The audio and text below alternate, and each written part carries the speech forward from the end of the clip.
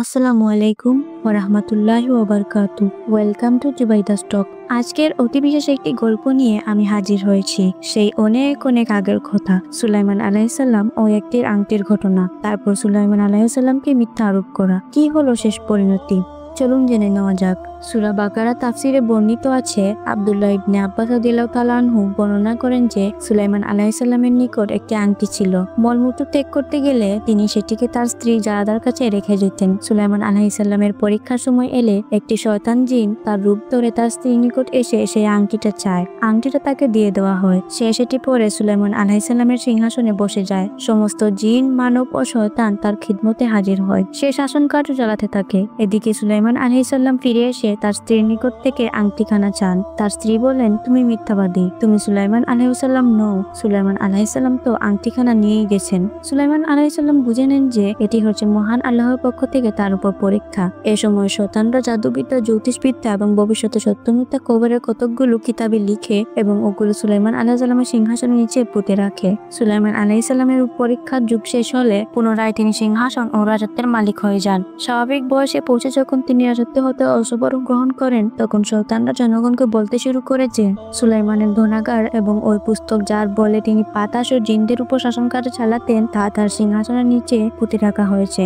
জিনেরা ওই সিংহাসনের নিকট যেতে পারত না বলে মানুষরা ওটা খুঁড়ে ওইসব পুস্তক বের করে। সুতরাং বাইরে এর আলোচনা হতে থাকে এবং প্রত্যেকে একথা বলে যে সুলাইমান আলাইহিস সালাম এর রাজত্বের রহস্য এটাই ছিল। এমনকি জনগণ সুলাইমান আলাইহিস সালামের নবুয়তের অস্বীকার করে বসে এবং তাকে জাদুকর বলতে থাকে। রাজ্যহারা হয়ে সুলাইমান আলাইহিস সালাম নিঃস্ব অসহায় অবস্থায় জীবনযাপন করতে লাগলেন। একবার তিনি সাগর তীরে গেলেন। এ সময় ক্ষুধার জ্বালায় কাতর হয়ে পড়ছিলেন তিনি। জেলেদেরকে মাছ ধরতে দেখে তিনি তাদের কাছে একটি মাছ চাইলেন এবং নিজের নামও প্রকাশ করলেন। তাকে তার নাম বলতে দেখে জেলেদের মধ্যে থেকে এক জেলে রাগান্বিত হয়ে বলল, দেখো, এ ভিক্ষা চাচ্ছে, আমার নাম বলছে সুলাইমান। একথা বলেই সে তাকে মারতে মারতে একেবারে ক্ষতবিক্ষত করে ফেলল। অতঃপর আহত অবস্থায় তিনি সমুদ্রের ধারে গেলেন এবং নিজের ক্ষতস্থান থেকে রক্ত ধুতে লাগলেন। এ দেখে জেলেদের মধ্য থেকে কারো কারো মনে দয়ার উদ্রেক হলো। তাদের মধ্য থেকে একজন বলল, কেন তুমি ভিক্ষুক বেচারাকে মারলে? যাও, তাকে একটি মাছ দিয়ে এসো, সে ক্ষুধার্ত, ভেজে খাবে। অতঃপর তারা তাকে দুটি মাছ দিল।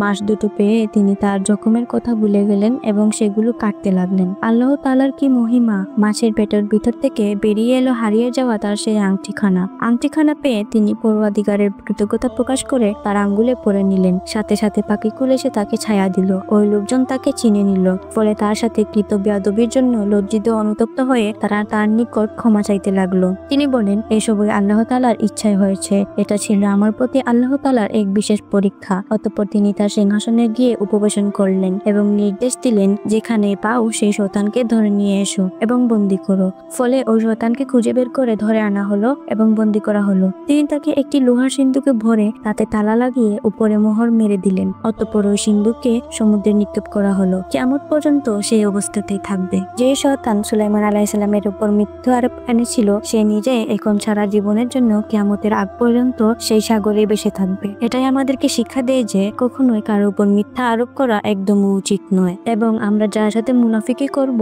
সেই মুনাফিকি আবার কোনো না কোনো সময় আমাদেরকে এসে ধরবে। আর এটাই ছিল আমার আজকের ভিডিও। লাইক, শেয়ার এবং সাবস্ক্রাইব করতে ভুলবেন না। কথা হবে পরবর্তী ভিডিওতে। ততক্ষণ পর্যন্ত ভালো থাকুন, সুস্থ থাকুন। আল্লাহ হাফেজ। আসসালামু আলাইকুম।